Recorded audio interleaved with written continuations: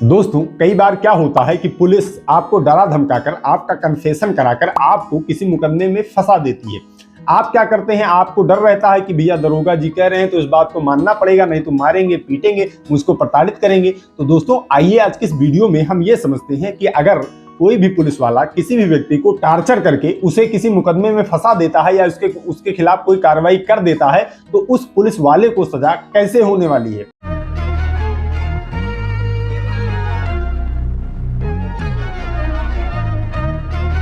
दोस्तों, होता क्या है, जब क्षेत्र में कोई भी घटना होती है तो उसकी प्रथम सूचना रिपोर्ट पंजीकृत की जाती है। अब अगर वो घटना बड़ी है और उसमें मीडियाबाजी भी होगी तो पुलिस वालों के ऊपर बहुत सारा दबाव आ जाता है कि आप इस घटना का तुरंत निस्तारण करिए, तुरंत इस पर कोई कार्रवाई करिए, क्योंकि जनता जो है वो इंस्टेंट रिलीफ पाना चाहती है। अब विवेचक जो हैं वो अंतर्यामी तो है नहीं कि तुरंत आंख बंद किया और दोषी समझ गए कि कौन है और उसे उठा कर लाकर जेल में डाल दिया।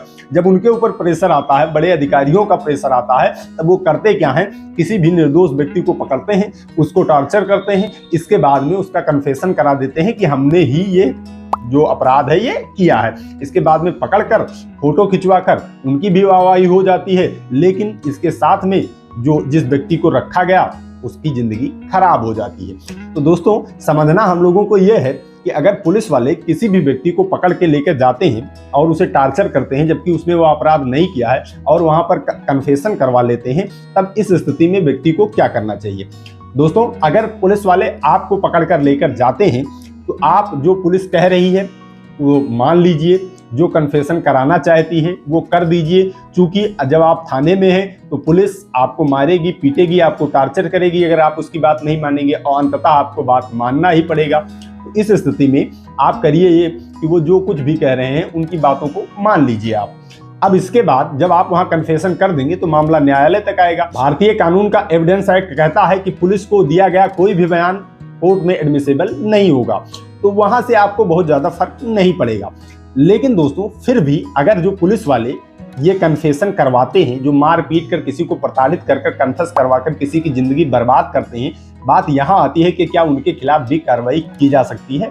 जी हाँ, 100% की जा सकती है। अगर आपको वो कन्फेशन करा के किसी मामले में रख दिए तो आपके पास रेमेडी यही है कि आप न्यायालय से ही आपका बचाव होगा, और न्यायालय में समय लगेगा, हो सकता है आप हैरान परेशान हो, लेकिन बचने के बाद में आप उस पुलिस वाले को सजा भी करवा सकते हैं। होगा कैसे, जब आप बच जाएं तो आप अपने संबंधित थाने में पहले एक प्रार्थना पत्र प्रस्तुत करें, जो भी पुलिसकर्मी था उसके संबंध में हमें टार्चर कर ये कन्फेशन कराया गया है जो कि पूर्णतः अपराध है, इसमें मुकदमा पंजीकृत किया जाए। तो थाने के ही लोगों ने किया है तो थाने पे मुकदमा तो लिखेंगे नहीं, ये तो बिल्कुल 100% श्योर हो जाता है। इसके बाद आप क्या करिए, आप पुलिस अधीक्षक के यहाँ जाइए, पुलिस अधीक्षक को प्रार्थना पत्र के माध्यम से सूचित करिए कि मुझे टार्चर किया गया है, ये कन्फेशन कराया गया है। ज्यादातर मामलों में पुलिस अधीक्षक कंसीडर कर लेते हैं मामले को, एफआईआर पंजीकृत करवा देते। फिर भी अगर वहां से भी एफआईआर पंजीकृत ना हो तब आप न्यायालय का रास्ता अख्तियार कीजिए। आप न्यायालय में आइए, अपने मजिस्ट्रेट न्यायालय में, वहां 156(3) का एप्लीकेशन मूव करिए और इन सारी चीजों को बताते हुए कि पुलिस ने मुझे टार्चर करके कन्फेशन करवाया था जो कि एक अपराध है, उस पुलिस वाले के खिलाफ मुकदमा पंजीकृत होना चाहिए। होगा क्या, उस न्यायालय उस व्यक्ति के खिलाफ मुकदमा लिखने के लिए निर्देशित कर देगा। तब उस पुलिस वाले के खिलाफ भारतीय दंड संहिता की धारा 330 के तहत मुकदमा पंजीकृत होगा। जब उस व्यक्ति के खिलाफ धारा 330 के तहत मुकदमा पंजीकृत होगा तब उसकी विवेचना होगी, चार्जशीट आएगी, ट्रायल चलेगा। अब जब उस मुकदमे का ट्रायल चलेगा, अगर आपने जो आरोप लगाया है वो पूर्णतः सही साबित होता है, आप अदालत में पैरवी कर ले जाते हैं, तब इस स्थिति में उस पुलिस वाले को 7 साल की सजा भी हो सकती है। तो दोस्तों, अगर कोई भी पुलिस वाला आपको टार्चर करके कोई भी कन्फेशन करवा रहा है या बेवजह आपको टार्चर कर रहा है तो आप उसके विरुद्ध भारतीय दंड संहिता की धारा 330 के तहत मुकदमा करके 7 साल की सजा करवा सकते हैं। तो दोस्तों, उम्मीद करता हूं कि वीडियो आप सभी के लिए नॉलेजेबल रहा होगा। आज की इस वीडियो में इतना ही, मिलते हैं अगली प्रॉब्लम सॉल्विंग वीडियो में। तब तक आप सभी लोग अपने स्वास्थ्य का ख्याल रखिए, कानून की जानकारी, अपने अधिकारों की जानकारी इस चैनल के माध्यम से लेते रहिए, मामलों से बच के रहिए। I love you all. जय हिंद, जय भारत।